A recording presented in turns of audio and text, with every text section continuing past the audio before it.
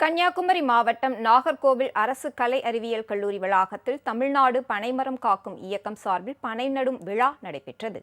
தமிழகம் முழுவதும் 6 கோடி பன விதைகளை நடுவதற்கு தமிழக அரசு உத்தரவு பிறப்பித்தது. இதைத் தொடர்ந்து தமிழகத்தின் பல்வேறு பகுதிகளில் ஊராட்சி மன்ற செயலாளர் தலைமையில் பனை நடும் பணிகள் நடைபெற்று வருகின்றன. அதன்படி நாகர்கோவில் கோணம் பகுதியில் அமைந்துள்ள அரசு கலை அறிவியல் கல்லூரி வளாகத்தில் தமிழ்நாடு பனைமரம் காக்கும் இயக்கம் சார்பில் 1000 பனை விதைகள் நடும் விழா நடைபெற்றது. இதில் 50க்கும் மேற்பட்ட கல்லூரி மாணவ மாணவிகள் கலந்து கொண்டனர்.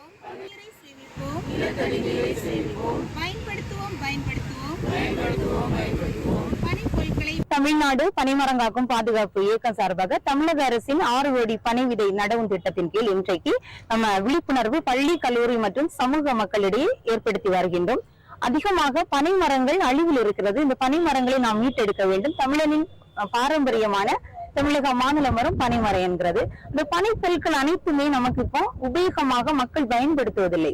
இதை உபயோகப்படுத்த வேண்டும். பனை தொழிலாளர்கள் வாழ்வு வளம் பெறுவதற்கு நாம் மாணவ செல்வங்களிடையே பிளாஸ்டிக்கை ஒழிக்க வேண்டும், பனை பொருட்களை உபயோகப்படுத்த வேண்டும் என்கிற நோக்கத்தோடு நாம் இதை முன்னெடுத்திருக்கிறோம்.